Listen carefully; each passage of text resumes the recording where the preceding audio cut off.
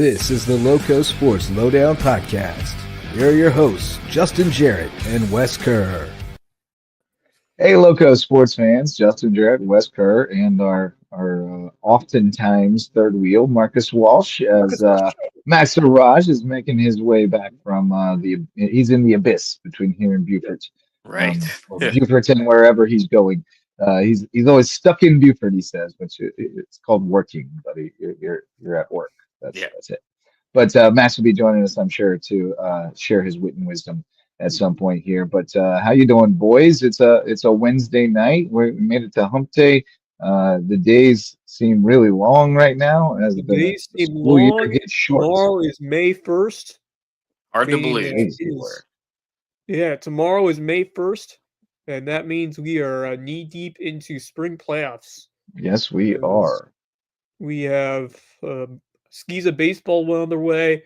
We got they had a night off more or less tonight. Everything resumes tomorrow for Skiza, pretty much. Yeah, for Skiza, but we didn't have a show last night, so. Right, yeah, so we'll get into the stuff that went down last night. And it's a great day to be a Maryville Sharks fan because of many reasons, including the lacrosse team heading to the state championship game in an overtime thriller last night. Yeah, how about it? And we will have a couple of the key players in that situation joining us tonight to talk about that.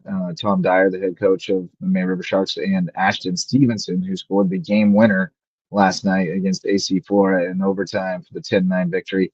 I looked it up, Wes. I know Hilton Head won some state championships in lacrosse back in the day, and maybe Bluffton too. But it's been a long time.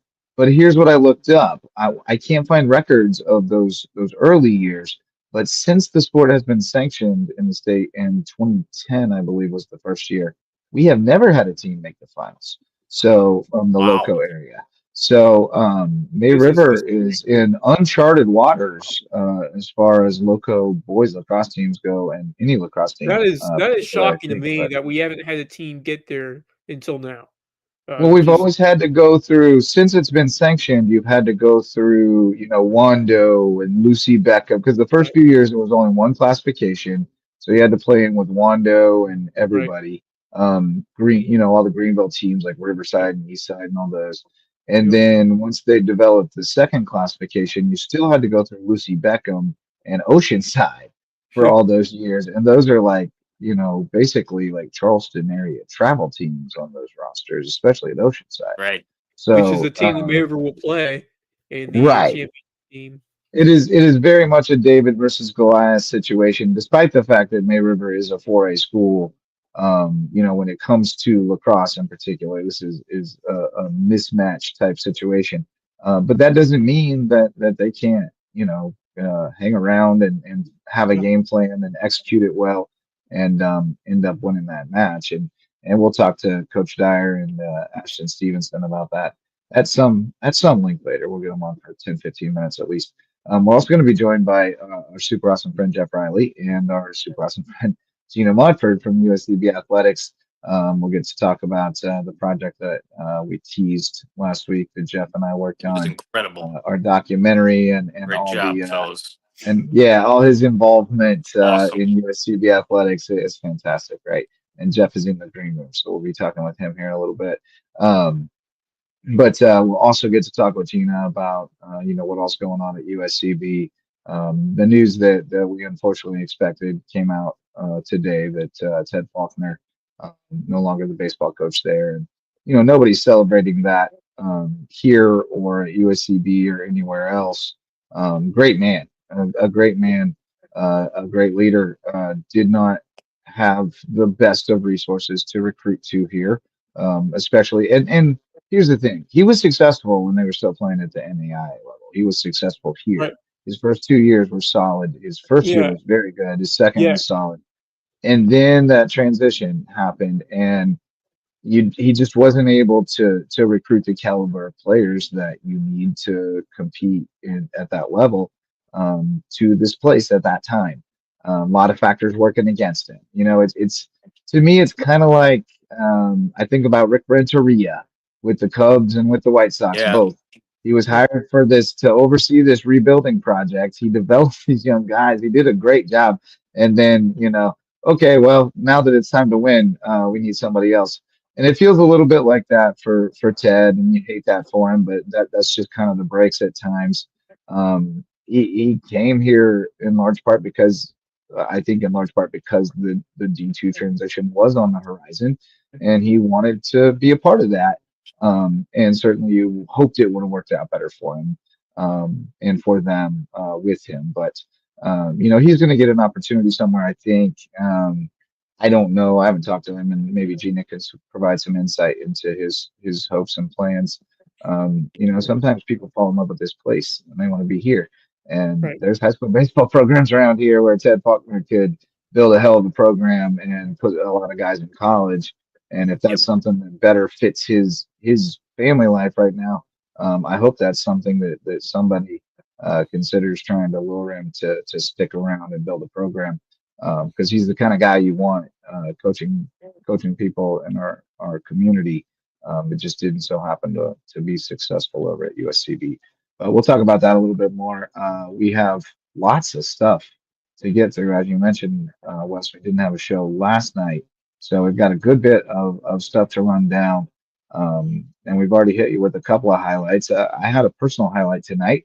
Got to see my boy, True Dog, and my Kraken Bulldogs take the district championship tonight, 11-2 over Hilton Head Middle. So very proud of the boys. Pretty happy there. Thrilled, man. I mean, I'm thrilled for them. I've coached a lot of these kids growing up, including the kids on the Hilton Head team. So, I've been rooting for both of them. Every team. I root for all the kids I've coached every year. But this is our boys. I helped coach this team a little bit last year, and we went through it a little bit. We had a young group and had some struggles, but they really came together this year and had a great season. So shout out to Nicholas Carpenter, who was a dude on the mound tonight and hit 4 ropes. They happened to catch one of them, but he was hitting the ball hard tonight, as well as got to give love to Nathan Fulton. He went yard tonight. Big Nate. Nice. So, good stuff. Yeah. All right. How y'all boys doing? Just doing well. Doing well. Getting after it with some stuff here at home, doing a little bit of work, with what I do at the station, and even from home, I can, sometimes work at home. Sometimes I'm at the station working a day or 2 or 3 a week. Love having the flexibility, but doing well and having a great start to the week. Yeah, it's almost over. It's Thursday tomorrow. Yeah. So. But it's going pretty well. I was able to catch a couple of different events over the past few days. Finished up the regular season at USCB over the weekend. What an awesome atmosphere over there for softball. I mean, we talked about baseball, but somber news. But on the other hand, really exciting news for the softball team and Cody Yeske. Absolutely. Taking 2 out of 3 off North Georgia, and now they get a rematch with North Georgia in the first round of the Peach Belt tournament, which it's kind of cool when it works out that way. Yep. They definitely have some momentum working in their favor. They have some belief that not only can we beat this team, but we just beat them 2 out of 3, and the other one was competitive. So and belief is a big factor when you get into this kind of game. Huge factor. It means everything. Yeah. And we will talk about that more as well with our friends who are now waiting in the green room. So we'll get to them here shortly. Mickelson Law Firm is the presenting sponsor of the LowcoSports Lowdown tonight, and our all-star sponsor of LowcoSports. Big supporter of our coverage since the very beginning. They were our first sponsor back in 2017 and still supporting us today. 8 years later, guys. We're 8 years on to this thing, which is wild and crazy. Been a weird 8 years thanks to COVID. With the threw us for a loop. There's been a lot of evolution from where we started, but here we are, and Mickelson Law Firm still supporting us. We appreciate him so much, and I see him out and about all the time, and Ryan gives me a call every now and then to let me know about something going on, or fill me in or ask me what's going on with something. Love those folks, great people who really support sports in our community, and they support LowcoSports. They're our all-star sponsor, our official real estate closing attorney, and presenting sponsor of our Hilton Head Christian Academy coverage. And we are going to talk some Hilton Head Christian Academy baseball here in a little bit, because those boys the defending state champs in 3A, now up in 4A. They got a puncher's chance now after knocking out the number 1 seed. So we'll talk about that a little later, and we'll make sure we let you know that that's Tom Dyer, presenting sponsor of our HHCA coverage. And they present tonight our first guest, the Associate Athletic Director from the University of South Carolina, Beaufort, our friend Genia Montford, and our super awesome friend, Jeff Riley. What's up, buddy? The best sweat mopper in the Peach Belt Conference. And we venture to guess the nation, but we haven't seen them all. So we can't attest to that. Right, true. Seen them all in the Peach. In my bias, my bias, Steph Riley is the best in Division II. That is my. I can't imagine a better one. Yeah, I can't imagine a better one. But I'm throwing up the last night in the Loco ticker, so you can see some headlines, including state championships for Hilton Head Christian, Hilton Head Prep Golf. We'll talk about that in a little bit. But Jeff, what's up, buddy? And Gina, I happen to know what you guys were up to tonight. You were out bowling. We were. Not just for fun, Jeff. Not for you and Gina's son Nick. You guys were bowling with a purpose because you're preparing for yet another state games coming up. But more importantly, you brought home some hardware this weekend from Columbia at the state games for basketball. Yeah. Tell us about that. Yeah, Nick and Tyler and the 5-on-5 Unified, they brought home bronze. Yeah, and Jacob was on that team, right? Yeah, Jacob was in that team. Yeah. And then what did you bring home? Silver. Silver. 5x5 traditional. We brought home silver. Let's go. Outstanding work, man. Outstanding work. Proud of you guys. The second game we played in the second game, it was dramatic. My man Jordan, he hit a but basket right at the buzzer, went into overtime. Yeah, just like the men's team going into overtime a couple games this year, men's basketball team. So there you go. That's awesome, dramatic. Yeah, that's a way to end the season, but that to happen, just send it to overtime, and yeah. Well, for folks who may have missed it the other night, Jeff and I made a documentary film last week, about 11 minutes in length. It's up on the Loco Media YouTube page, and Jeff submitted it as his final capstone project for USCB to finish his degree in interdisciplinary studies. And we're hoping for an A. We're waiting on that grade, but we feel pretty good about it. But you can check that out on the Loco Media Network. But Gina, you feature prominently in this documentary because it's all about the inclusive environment that you guys have created at USCB, not just in athletics, but certainly the athletics component is a huge part of it. Since you've launched basketball, and even before basketball, you've had a relationship, with PEP and Pockets Full of Sunshine and various other organizations that support folks with disabilities and intellectual disabilities and all kinds of disabilities in our community. And that has really gone to a new level with the basketball coming on campus.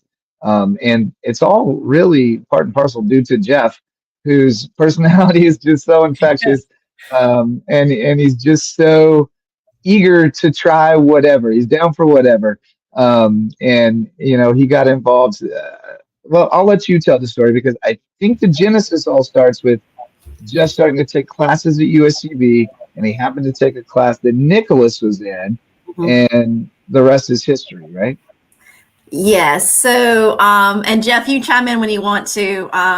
Jeff's greatest ability and quality is that Jeff is naturally a connector. He just has the ability to bring people together, which is an amazing attribute for anyone to have. And so my son is my middle son's a freshman at USCB living on campus, and Jeff and Nicholas were in the same Oceans and Man's class. Is that correct, Jeff? Oceans and Society class. Oceans and Society. Okay. So hopefully Nicholas. It used to be called Oceans and Man. I remember from my time at USCB. In the dark ages when we were in college. But we, I got a text from Nicholas one time, like sometime in October, and said, "Hey, like my friend Jeff has asked me to bowl with him in Special Olympics on the unified team. And I was like, okay, that's really cool. How amazing. And a couple weeks later, I get another text message of, hey, Jeff really wants to be involved in basketball at USCB. Yeah. How do we get him involved? What do we do? And so I was like, well, have Jeff come see me. So just like any of our volunteer coaches, Jeff comes in and meets with me. And because all of our volunteer coaches like meet with Quinn or myself. And so Jeff comes in and meets with me. I'm like, what are you looking to do? Like, I have a floor mop position open, or if you want to help people find their seats, like, he's like, I think I really want to do floor mop. And I'm like, all right, well, let's try it. And I think it was the week of our first game, actually, that Jeff and I talked. And Jeff since then has been consistent. He's been an amazing asset to our athletics program, our athletics family. Our student athletes have had a great opportunity to spend time with Jeff. The basketball team, as you see there, they love Jeff. His pictures in their locker room. There's a nice picture of Jeff up in the locker room for basketball. But connections that Jeff has made with their student athletes on, especially the men and women's basketball program, has been amazing to watch. And because of Jeff's involvement and Nicholas's getting Jeff involved, and we were able to get Jacob involved a little bit later in the season as mascot security. And so there's Jacob. Hilarious. And a whole exercise show. But just really cool to have not just Jeff, but now also Jacob involved as part of our staff at within athletics. And Jeff, of course, was able to join me on some of the broadcasts, which was phenomenal. Making my debut on those broadcasts. Yeah, absolutely. We got you started in your broadcasting career now, and now you're a documentary filmmaker.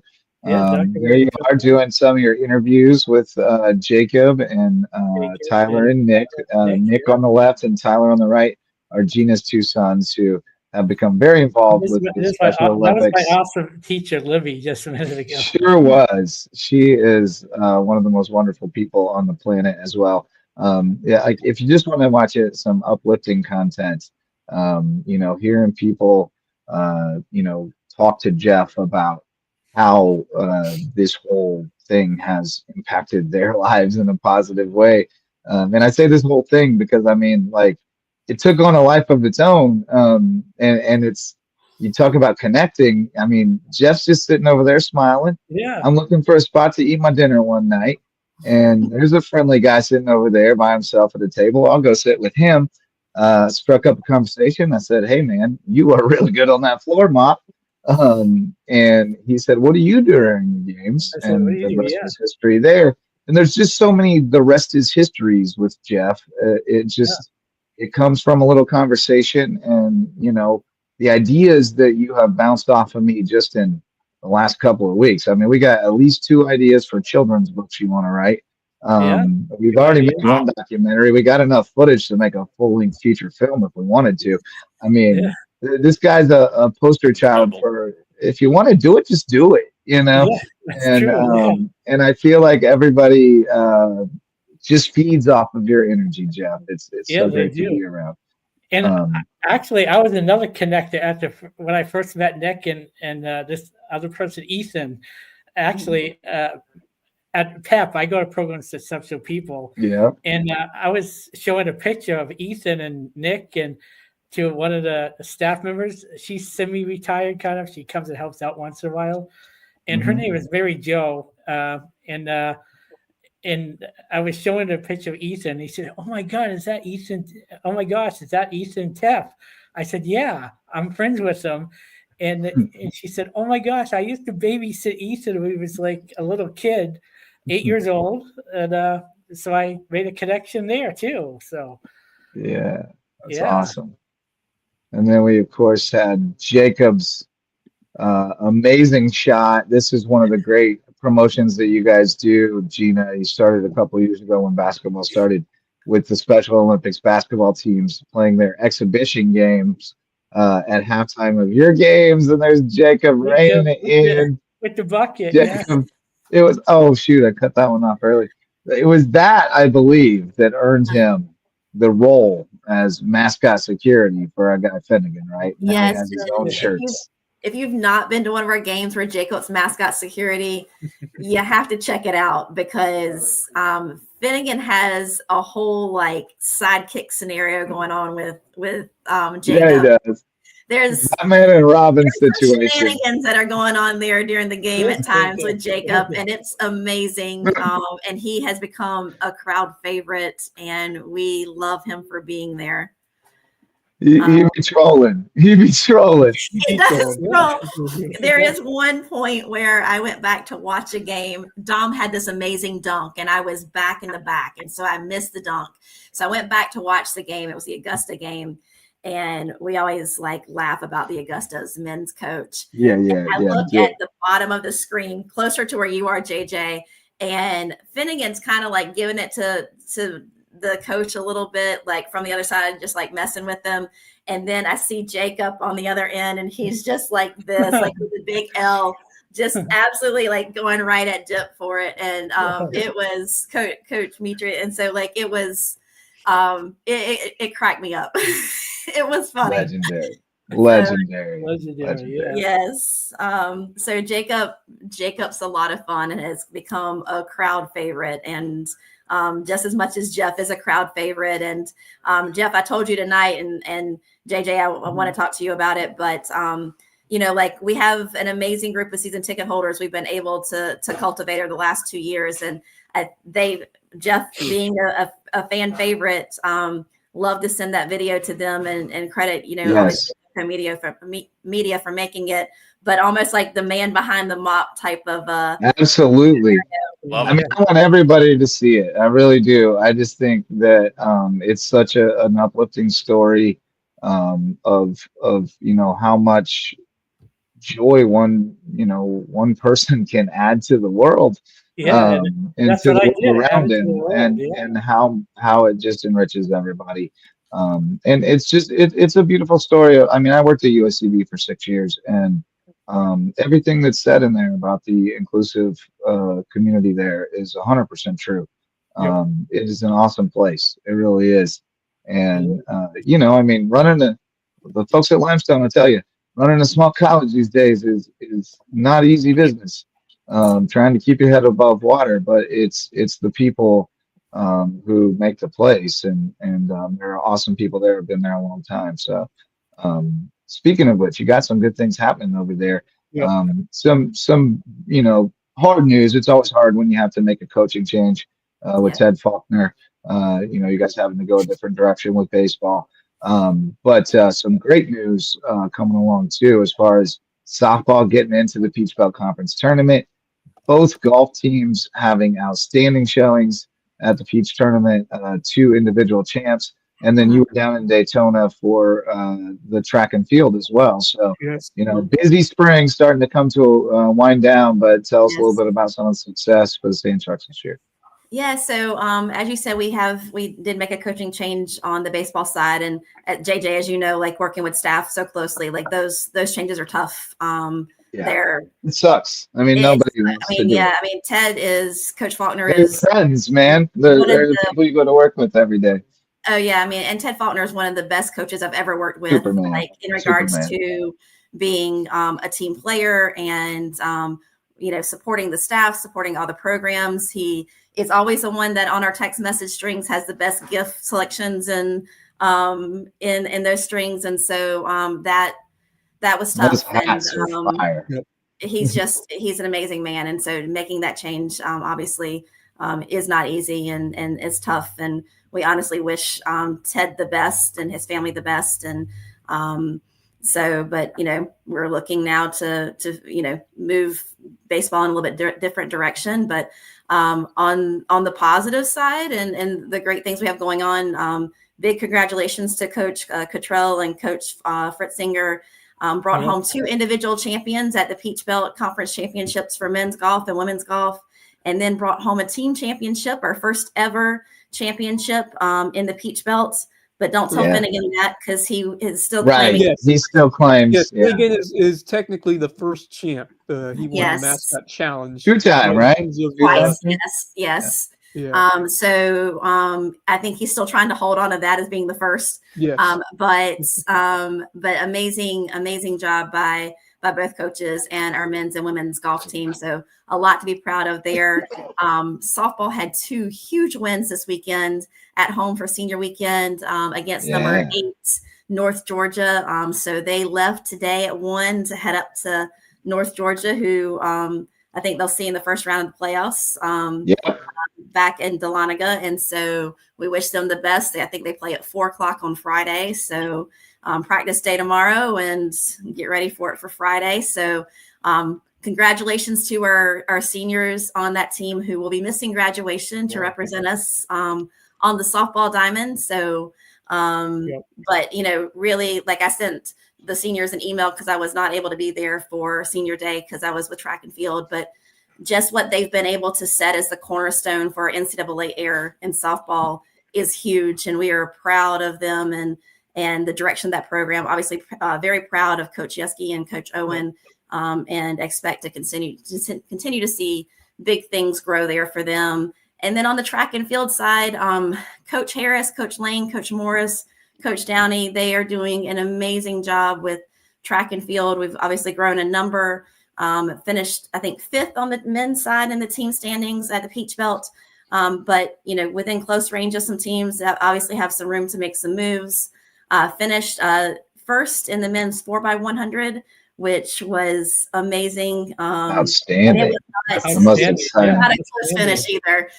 They ran away with that. And so that was amazing. And congratulations to Dee, who won the heptathlon on the women's side as Peach Belt champion. And so a lot of 2nd, 3rd place finishes, a lot of point scores for track and field, a lot of PRs this year, a lot of new school records this year. So a lot of big things coming for track and field, continuing to grow that program. And so very excited for the vision of those coaches. Outstanding. Going on.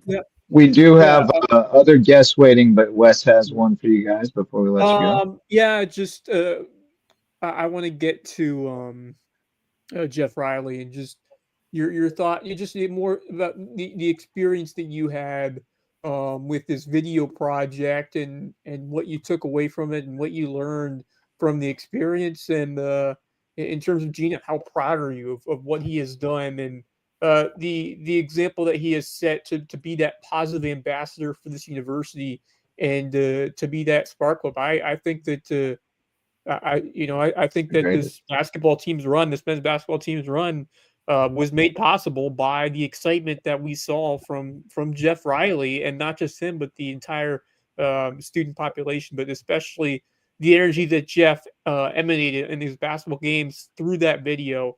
It just speaks volumes to him and to what we could see in the future for this community, and just how much of an inspiration has he been. And sorry, this is going on too long, but I have a lot of thoughts. And Jeff, just reflect on what this project meant to you.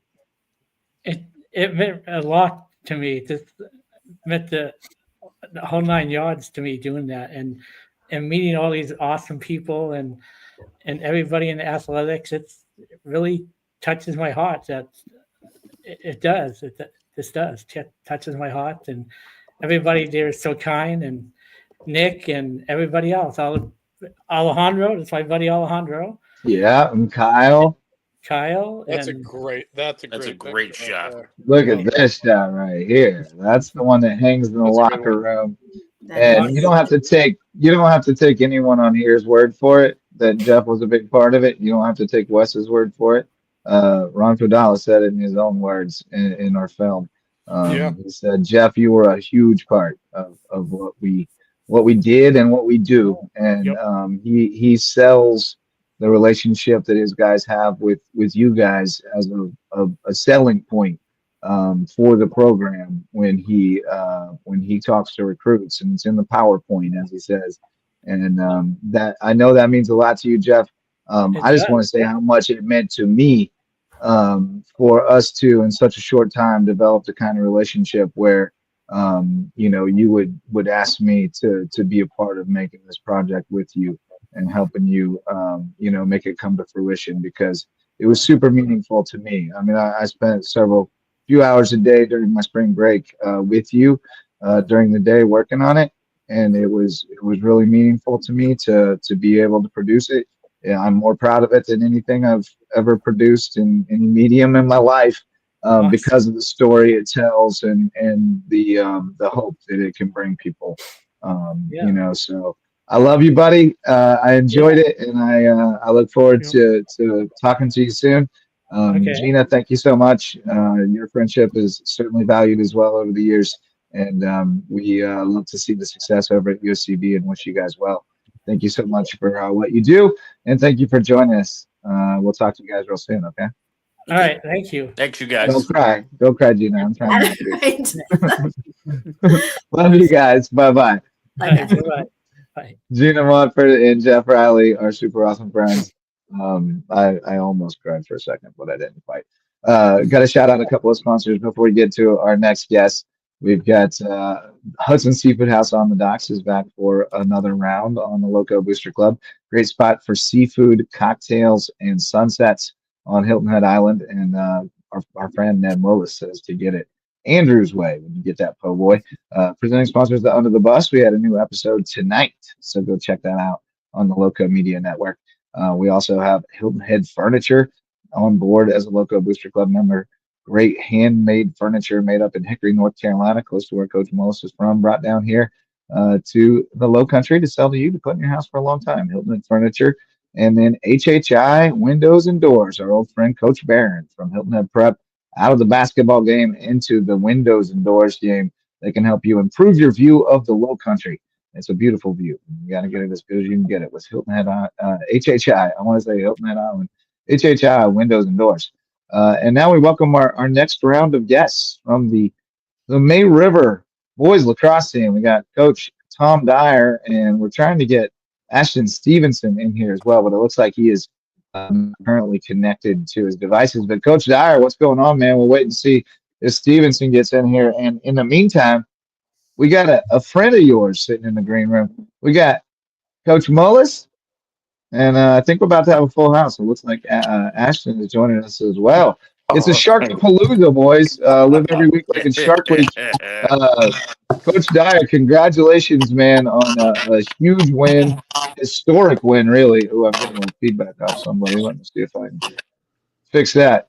But historic win, really, not just for May River, but for the Loco. We were talking earlier about nobody from this area since the sport has been sanctioned has made it to the state championship game. So a huge win for you guys. And Ashton with the game winner.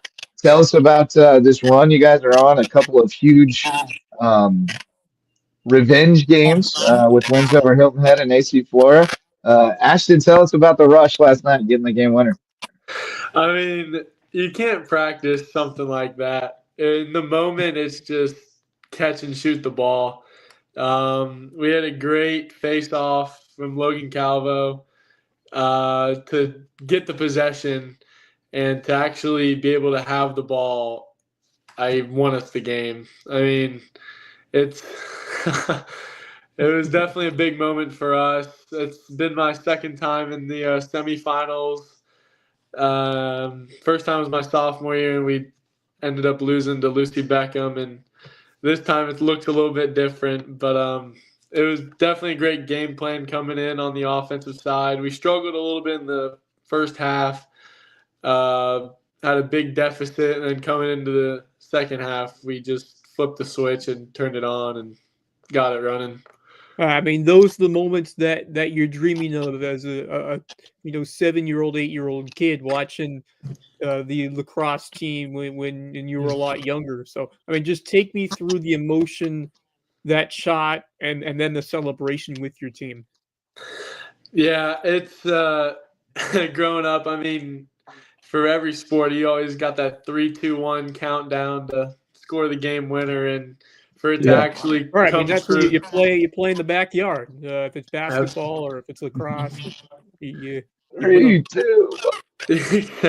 And for that to actually come true and turn into reality is definitely something that I will never forget, and the team will never forget. The celebration, I mean, everyone's family being there, traveling up to Columbia.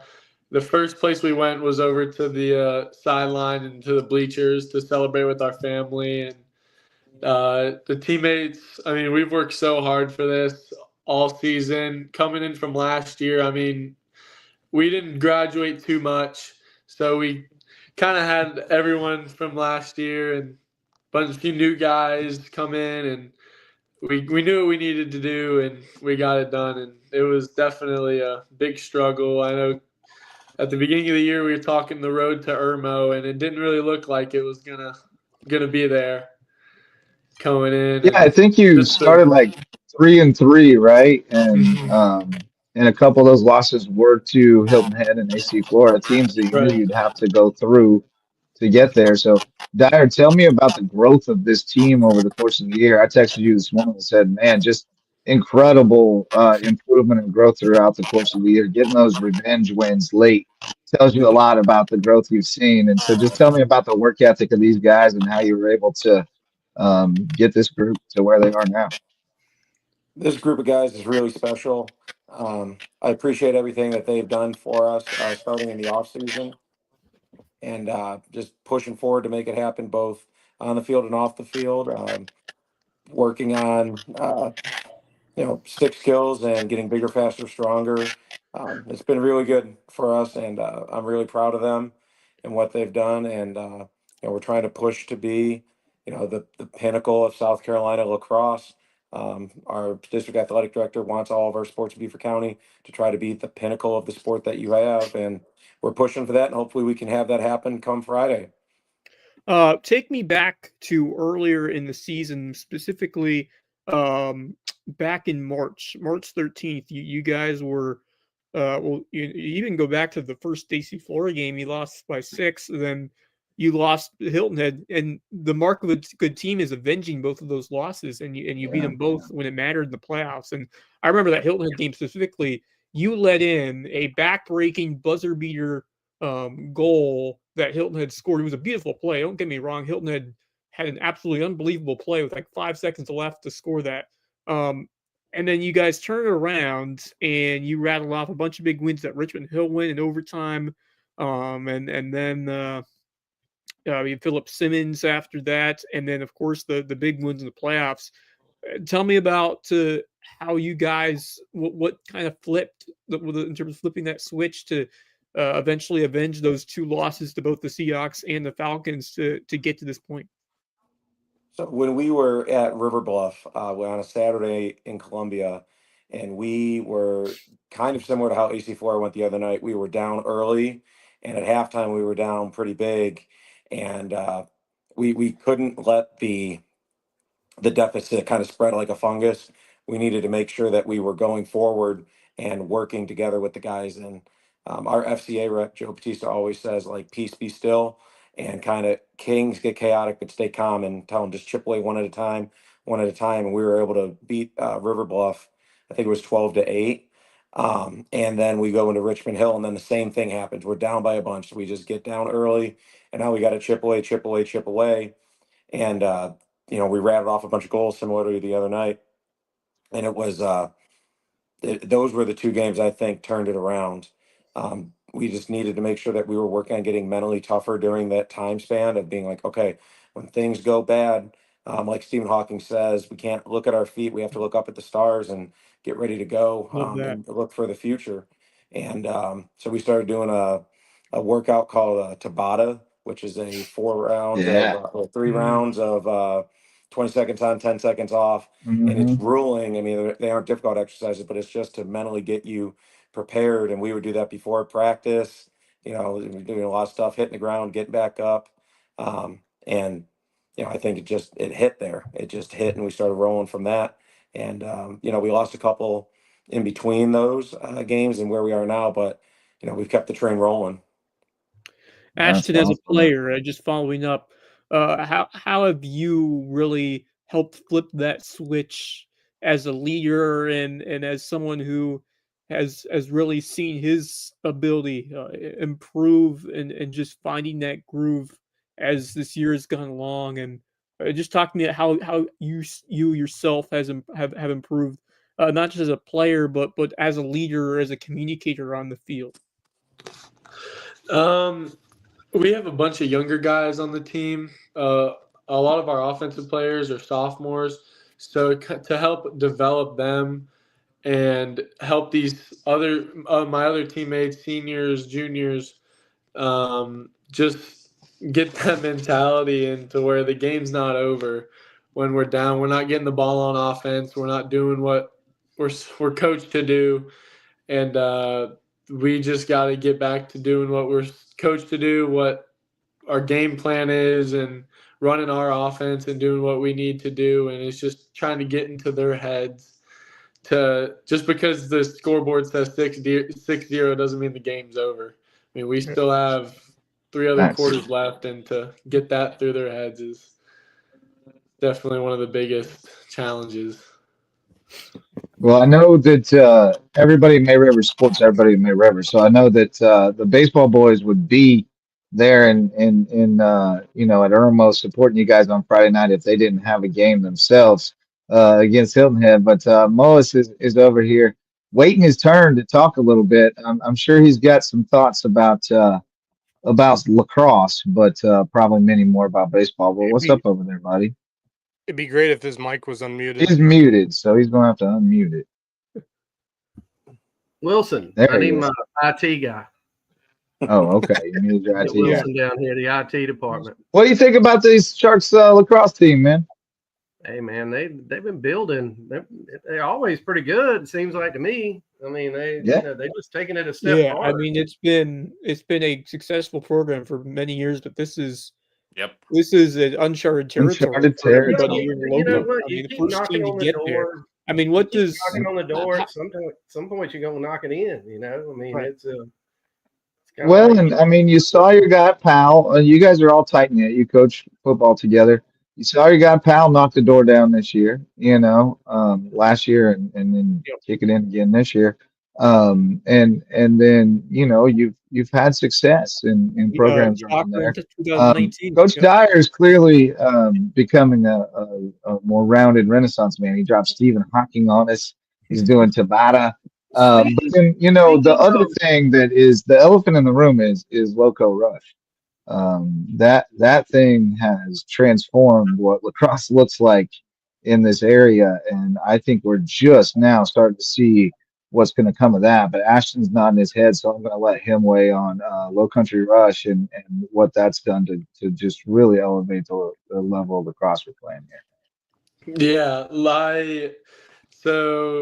I started playing Loco Rush when Kieran McCardle and Billy Richardson came down here, and they had their first camp back in November 2 years ago, about a year, just over a year ago. And they've definitely helped out with us. I know I've improved since then, and to get all these younger kids out there, like even today on the soccer field that's right next to the lacrosse field, there's a bunch of little kids out there playing and getting that work in, and our coaches look over and that's the future of May River right there. Yep. With Coach Kieran and what they did down here and what they've brought down here, and is just amazing. I love to see it, and I know I started lacrosse when I was young and it wasn't that big down here at all, and to see how much it's grown now more than ever is just awesome to see. Get all these younger guys who about 10 years-ish will be hopefully playing for Coach Dyer and Coach Heber, and to watch them develop is going to be awesome. Yeah, I mean, I'll piggyback off that. Let Dyer piggyback off that. Go ahead. Yeah, go ahead. When Kieran came down here and knew that he was going to move down here, I worked with his sister at McCracken my first year down here in Bluffton, and she let me know that her brother was going to move down here out of New York City area, and started there, and kind of needed a home base to get the Low Country Rush going. And I said, well, this would be absolutely fantastic, because this now gives us some vertical alignment and getting the kids up from shooting the ball and, passing, catching, getting ground balls, and, those little boinks that you have off the post when you're a little kid now become corners being ripped when you get to the age of Ashton and some of our other guys. And it's really good. And there's other great programs that are in the area as well. And we have a lot of guys that do some club stuff, so they always have a stick in their hand. And the stick skill development has really impacted us and helped us get to this level where we are now. Yeah. Yeah, we've had access to the club stuff in the past, at least if you wanted to go to Charleston or something, but even like on Hilton Head and stuff. But I think the stuff they've added at the youth levels and the free camps and clinics they've done and that kind of stuff, just the fundamental skill training, man, we're going to see that pay off in spades in a few years when those kids start getting there. And you're already seeing, like, I know the best girls lacrosse player in the area who can't even play high school lacrosse yet, right? Ella Claire, who's also a great little wrestler. So there's like a whole generation of kids who are coming, who have grown up with sticks in their hands and quality training that didn't exist here 10 or 15 years ago. So it's really cool to see that the level is going to continue to elevate. Mullis, we're not trying to make you play second fiddle. Tell us about that baseball team, man. The Sharks are on fire. Dude, I got better than that. I got better than that. Y'all were talking about tight knit coaching community. Yeah. Oh yeah. Oh, I got some questions for Tom. We've been working on this for a little bit here.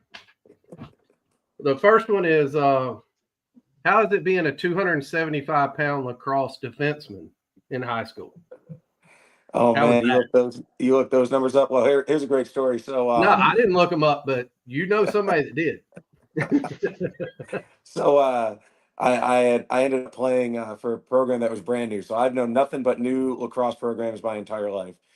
When I was in 8th grade, the school that I was feeding into was starting lacrosse. So I ended up playing JV as an 8th grader, and then I had to play 4 years of varsity there, and up in Western New York. And we ended up playing in the first round of what we call sectionals up there. We ended up playing Webster Schrader High School, and they had a guy named Grant Catalino on their team, and it's no big deal. He just went to Maryland, won the lacrosse version of the Heisman, and then played professional lacrosse. So I had to go cover him. So that was a pretty neat experience I had my freshman year. And it's hard when you're a bigger guy running around. Ashton actually started his career playing defense for us, and then slowly grew into playing some attack. So that was it's not fun when you're the bigger guy running around out there. You got to be able to make it happen. But our defensemen are much leaner, and they're mean as well. That help us out. Our combo of Grant Turner, Will Rowley, Jake Lewis, and Brendan O'Reilly. Okay, we got more. There's no doubt. I did invite Mullis to crash this interview, by the way. Is there any truth to the rumor? We talked about that May River lacrosse team getting that big win to get to the state championship game. May River baseball, as you said, 2 wins this week. May River soccer painting the town blue again. We'll talk about that in a minute. Let's clear out Dyer. Mullis is grilling Dyer right now. We're letting Mullis grill Dyer. I'm trying to give love to all the May River teams. This is way more fun. Oh yeah. We will. Any truth to the rumor that your game changer code is naughty by nature? Yes, my gamer tag is naughty by nature 71. During COVID, I needed to get on the sticks with some of the other coaches, and I didn't have a PlayStation, and I didn't know what to do. I didn't know a name, so I was going through some. They were all taken, and I was listening to some Naughty by Nature in the background, so I tried that one, and that ended up being my gamer tag. Oh God, they're starting to come in now. I just had a couple, but I'm starting to get more. Oh boy. No, it is. Guys, that is one thing about the coaches. Everybody over there gets along, and I mean, it's a good, and they're all good coaches. I mean, there's not a weak link over there, and they're just good dudes, and everybody gets along, and and you want, like Ashton and those guys, you want to see them do well because you watch how hard they work. And that's every sport. That's not just one sport. I mean, you see them, Tom, in the weight room, and these guys get after it. And I mean, you want to see it you want to see them break through that glass and take that next step. And I'm also getting questions and comments for you now, Tom, that can't be shared on air. So I'm sure. I'll share Says them a with lot you about a later. program, a lot about a school, top to bottom, no matter who the athletic director is. And I know May Rivers had a few since I got to this No, they've area. had 2 ever. They've had Brett Two. Metzi and Well, Jermaine Bigham. That's yeah, it. I guess that's There you go. not quite a few, but a couple. Yeah. And just to have the camaraderie that you all do, Yeah. it's absolutely terrific. It's a cool thing. It really is. It's and winning is contagious. Work is contagious. Like you see, the culture has been built there, where people, you can look from program to program and see the elements that have built the success, and the Venn diagram overlap, and it's a lot easier to sell your kids. If you coach a winter or a spring sport, it's a lot easier to sell them on the plan when the plan worked in fall, and so the plan's working at May River, and it's a cool thing.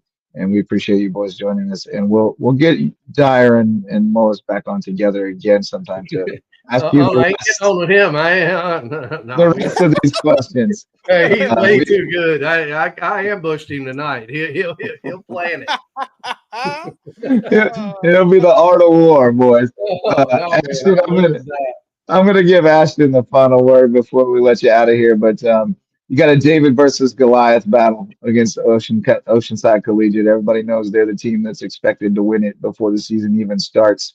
So you guys are kind of playing with house money. But what's your mentality going into this game? What has to happen for you guys to pull it off and shock the world, so to speak? Yeah, I kind of had a little talk to the team today and kind of been mentally preparing for it, and everyone thinks that they're gonna win, and I mean, we're the underdogs in this story, and coming into this game, I'm just gonna tell the team, like, we just got to go out and play. Like, it's my last lacrosse game as a May River high school student, and probably last lacrosse game ever. So just go out and play your heart out. It's our last game of the season, and I don't think there will be another May River high school team for a while. I hope there is, but to be in this spot, and it's hard work. It took a lot of blood, sweat, and tears to get here, and did a lot of Tabatas to get here. So I mean, just go out and play our heart out, play our game, play our pace of play, and just go out and play. I mean, you guys have already made history as the first team to ever get to this point from the Low Country, and now you have a chance to do something even more special on Friday night, and we will be all rooting you on from back here. We will hopefully report on you guys. Time to re-up that NFHS subscription for a month, boys. Yes. Hopefully, reporting you guys on shocking the lacrosse state.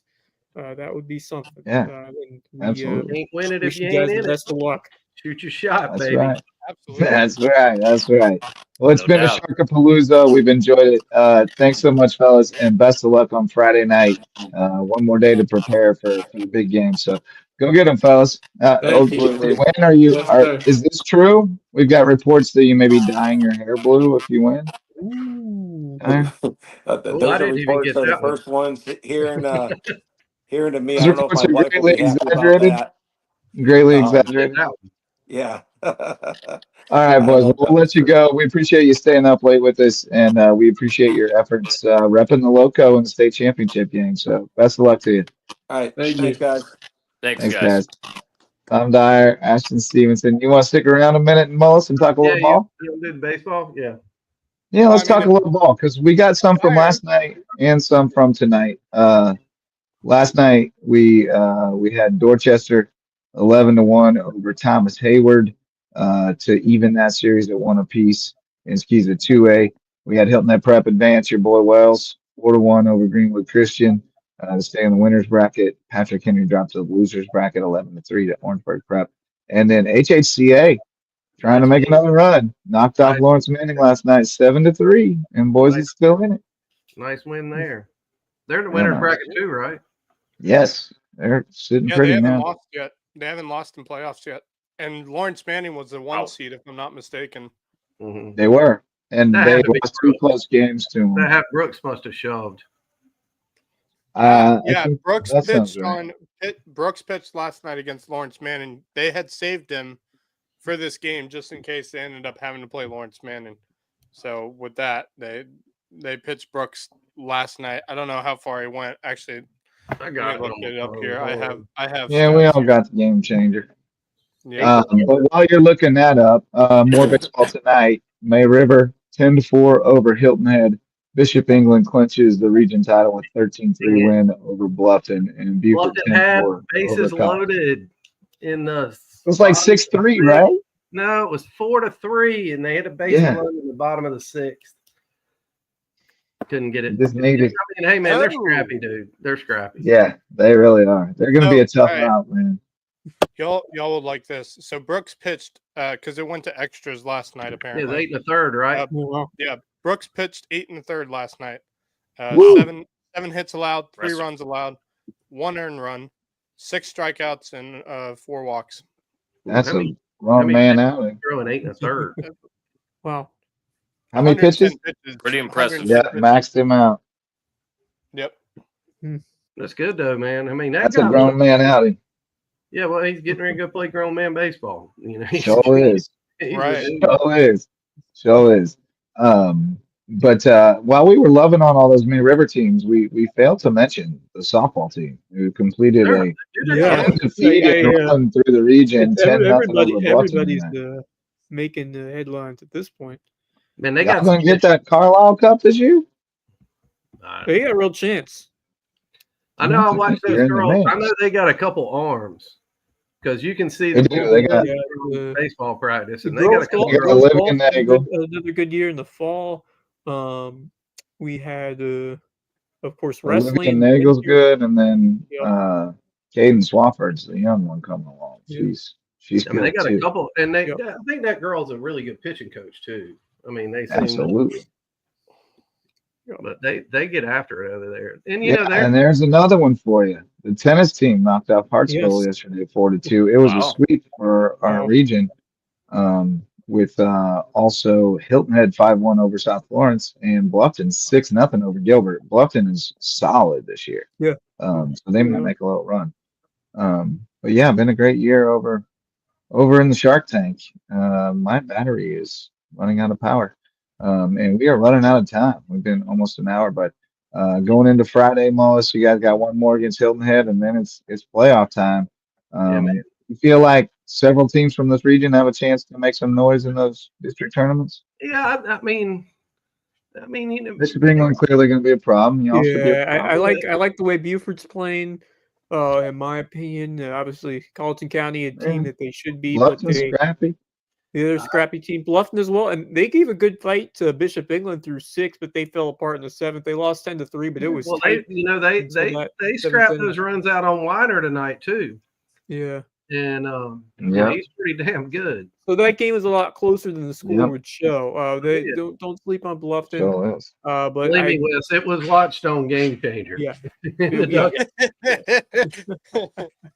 we were paying attention. Yep. Several I think May River. I think the Sharks are well positioned to be a competitive team in the district tournament. Got some pitching. They will. They're going to be the 2 seed. They leapfrogged a couple of teams to get to that 2 spot. So they will. I think it's done now. We're the 2 spot. Yeah, the 2 seed secured for May River. Yep. And then Buford, I guess Bluffton's 3 and Buford's 4. Well, that'll be decided the last game because I think they're tied in record, but Bluffton has a head-to-head, although they'll still have more against Bishop England, and Buford has Carleton. So they need either a win or a Buford loss to lock up the 3. Yeah, no, because Bluffton well, Bluffton is head to head. That's the thing. Bluffton is head to head. Yeah. Bluffton should be 3, Beaufort 4. Right, but there's still one game left. And since there's only three things down here, I would think. So what I'm saying is, if Beaufort wins and Bluffton loses on Friday, then Beaufort becomes 3. Yes, that's correct. Yep. Yeah. Wow. Yes. But wow. I could also see. It's impressive. I could see Hilton Head maybe getting an at-large as well. I could too. I could too. Yeah. Yeah. It's crazy to think because that is such a young Hilton Head team as well, and they've played. Depends how many at-larges they give the lower state teams, and there's always sometimes they give. Well, we're one region short short down here. Yeah. Right. The at-larges are sometimes given to upper state teams, so but Hilton Head's 30th in the RPI. I think they got a pretty good shot to get one. I do too. Yeah, and some of them are given just to lower state teams, so they got pretty decent I think shot. they got a decent shot. And not everybody applies for it either. The other thing is not everybody applies for it because some of them are like, nope, we're good. I mean, I'll just say this. Spring sports might be different because you don't have another sport to prepare for. It's not like basketball. No, I'm telling you, they're not different because there's some places where they're like, nope, the budget's gone, and our team's not planning on playing past today. Yeah, especially the travel expenses of having to go. It's a real thing at some of them schools, and when it's a program that's struggling, sometimes you're not going to get 9 to show up. That makes sense. I would say, despite the flaws that RPI may have, I always find it so much fun to just look at the RPI standings as of now. Oh, yeah. And just think, it has major flaws. Sometimes you look at it and go, "What?" Huh? Yeah. But I do love watching it. But it's a better metric than what we had before. It's a way better. Going to be busy at the Shark Tank next week. Got home playoff games for baseball on Monday, softball and girls soccer Tuesday, boys soccer Wednesday. As you mentioned, Wes, Misa's boys and Coach Houghton's girls both painted the town blue in the Bluffton Derby last night. That is the bulk of what we got for you tonight. So let's shout out our last round of sponsors, and then we'll get into our parting thoughts. And I do have a question from Coach Dyer for Coach Mullis. I knew it. Final round of sponsors. If you need a new baseball and softball themed apparel, check out the t-shirts, hoodies, hats, and more over at basehitlife.com. Live your best to Base Hit Life and basehitlife.com. Dr. Ambrose Cole, our official chiropractor. Find him at Rooted Living Wellness in Bluffton, and he'll get you feeling right. Mind, body, and spirit. I have not had time to visit him recently, and I need to. Reverence Wrestling Club, official wrestling sponsor and presenting sponsor of the Lowco Grind. Barefoot Floor Care of the Low Country. Keep your floor so clean, your feet will thank you. And Jay's Barbershop, the place to be in Ridgeland, whether you need a haircut or not. Parting thoughts, and I will first say, Coach Mullis, did you get that barbecue sandwich from Cookout after the game? I came on. You get your tray? I was going you get your tray? I was thinking about it. I can't drive past Cookout without getting a tray. Well, the problem is there's one right near the high school. When I'm going to a game held in high school, there's literally a Cookout right there. Walk over. I can't resist it. I can't resist it. I can't either. Big double cheeseburger tray with chicken quesadillas for both sides. Man, when I was at one other question. I'm supposed to ask you about the tiny pants. Oh, Mr. Tiny Pants. Mr. Tiny Pants. Turner Johnson. I wear shorts a lot. I wear shorts a lot. And, Chris and Turner's dad and I are really good friends. And Chris, when Turner was a little baby, all he ever called me was Mr. Tiny Pants because I had shorts on all the time. So that's where that came from. I love it. All right. Now I'll cede the floor to you. You got a parting thought for us? No, it's good baseball, man. Be around next week. I'm telling you, you'll see there's a lot of teams that peaking at the right times. Yeah. And I mean, there's you can talk about Christian, you can talk about us, you can talk about whoever. You'll see some high level baseball played next week. Yeah. Absolutely. Looking forward to seeing you guys on Friday. Hopefully see some pretty good baseball Friday night. Yeah. So, sure. But we Oh yeah, go ahead. We played well tonight, and Hilton have played well. And I mean, like I said, and Justin's team. You know, the middle school. Look at the level of play in that middle school game today. Yeah.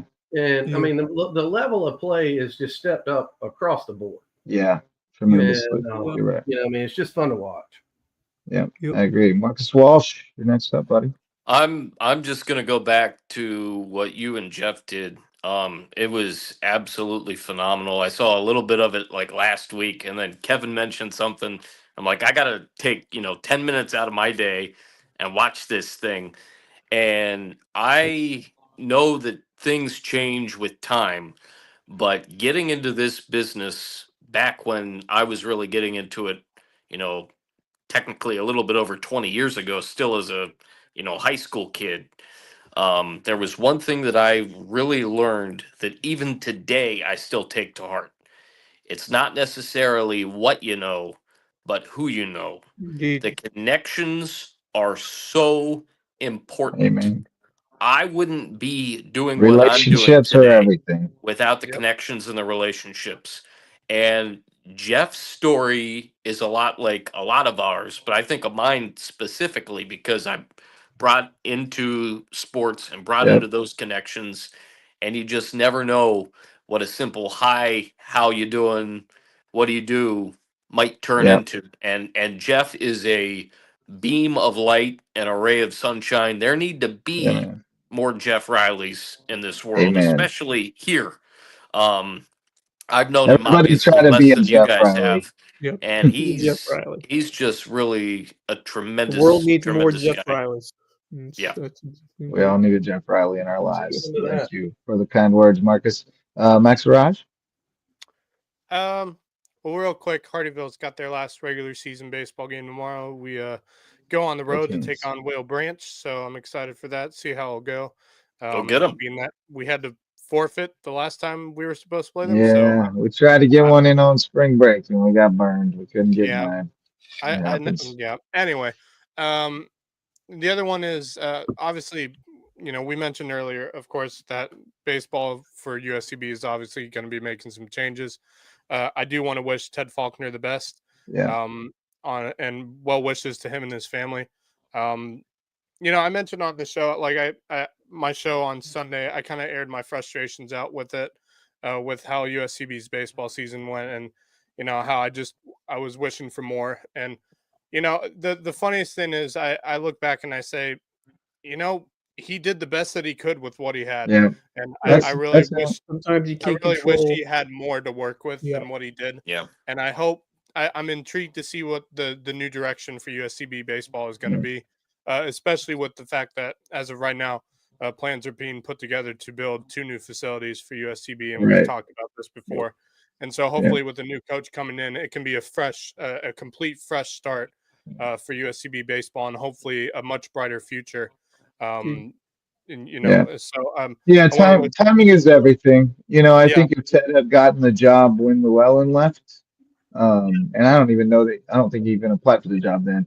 He might have been in that stack. We got a lot of applications, I think if he got the job then and been able to take it over as an NAIA program for the foreseeable future and inherit the place they were in at that time, it could have been a totally different outcome. I think the timing was atrocious with the timing is everything, and sometimes it can go for you. Sometimes it can just. I'm sure he has a list of regrets and things he did differently, like we all would. I like to do something different, but that was my thought as well. So I want to give my spin on it, just because I've been here I've been at USCB for the entirety of Faulkner's tenure. And I just gotta say, I was really impressed by what he brought to this USCB tenure here, especially at the beginning. And he continued that approach as it went along. It's just it got tougher going to Division II. That jump is not easy. I'll tell you what. Well, especially with the conference plan. Well, the teams and the opponents. Going from the Sun Conference and who you're recruiting against and what their facilities look like. That's the biggest difference. And the NAIA didn't matter that much because everybody's facilities going to look like that. Where pretty much everybody is going to have some strong players across the board. There's no easy. Obviously, Claflin is a little down compared to the other guys, but pretty much all these Peach Belt teams, you have to earn every win you get, and just the hand that you're dealt sometimes. Sometimes it's just you don't get those same fair opportunities, and I feel for Ted Faulkner in that sense, and I just wish that he we could have gotten better breaks for him in terms of guys coming to this program. But I will tell you what, the memories of that first year, 2021, where they went all the way to the Sun Conference Championship, and it was a Cinderella run through that bracket. Man, that was exhilarating to watch that team. I remember at least 2 comebacks that year. Yeah, that just were like, wow. This team's always fought to the end. I will say that. They seemed like they were getting better at the end, and they scrapped to the very end, even when it seemed like the season was written off. So I appreciate that from but it is what it is. It's a harsh business, and it can go sideways on you. But if he wants to keep coaching the game, he's going to get an opportunity. But I know he's also got a young family and might want to go a different direction for a while. So we wish him well. And then on a very positive note, I'm all on this Hilton Christian Academy team, all in on this Eagles team. They're raking right now. Yeah. Dude, The hitting is contagious.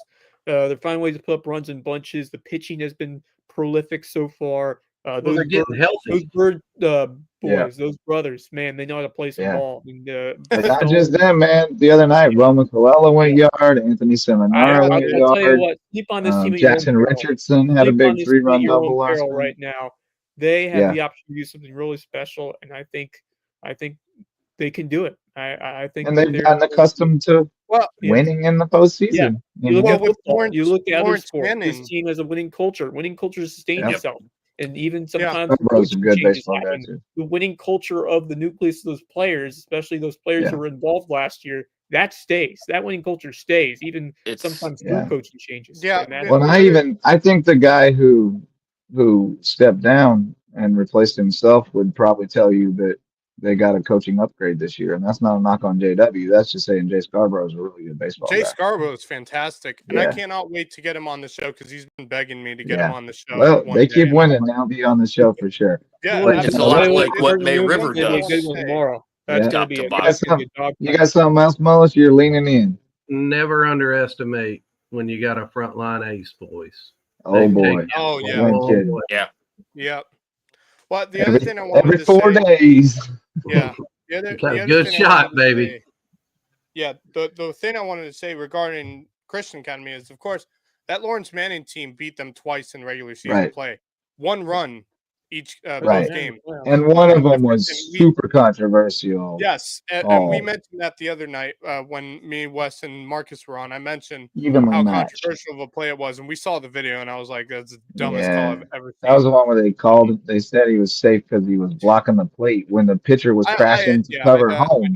How can you block the plate when you're running at full speed to crash home? I don't understand it. But they got a tough one on Thursday against the number 2 seed Cardinal Newman, who's if they win that one, they're in really good shape. But that is not easy. Dude, if they win that one, they're going to be a good one. Start doing some math. Let's see. What is today? Today is Wednesday the 30th. Thursday, Friday, Saturday, Sunday, Monday.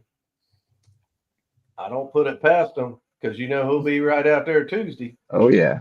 Aiden Brooks.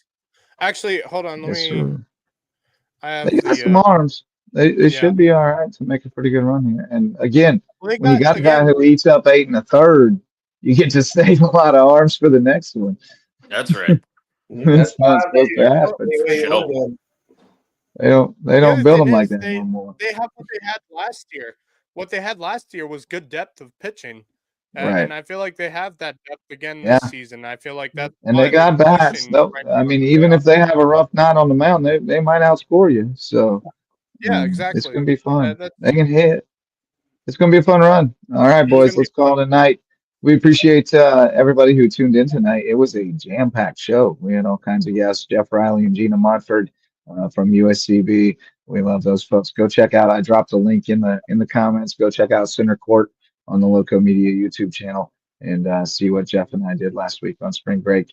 And then Tom Dyer and Ashton Stevenson. Ashton was great, right? I mean, the student athlete interviews, the student athlete interviews are always student athlete. Those are always the best. But me and Kornheiser both said student athlete on our podcast on the same day, Lois. But those are always the best. And Ashton was, he did not let us down. He was tremendous. Great example of the kind of person that playing sports at a high level builds, because the responsibility, the accountability, all of that, it just makes good people. So get your folks in sports, and maybe someday we'll get to talk about them on here. Thanks to everybody who supports us. Thanks to Mickelson Law Firm, our original sponsor, the OGs, all of our sponsors. Thanks to all of you who showed up to listen or watch. And of course you, Dan Mullis. For Dan Mullis, Marcus Walsh, Max Araj, and Wes Kerr, I'm Justin Jarrett. Until next time, folks, go Loco. The Loco Sports Lowdown podcast is a production of Loco Media LLC and LowcoSports.com, an independent media outlet providing grassroots local sports coverage in the South Carolina Lowcountry. We are sustained by community support from sponsors and patrons like you. Get in the game with a monthly pledge of $1 or more at patreon.com/LowcoSports to keep us going and growing. Go Loco!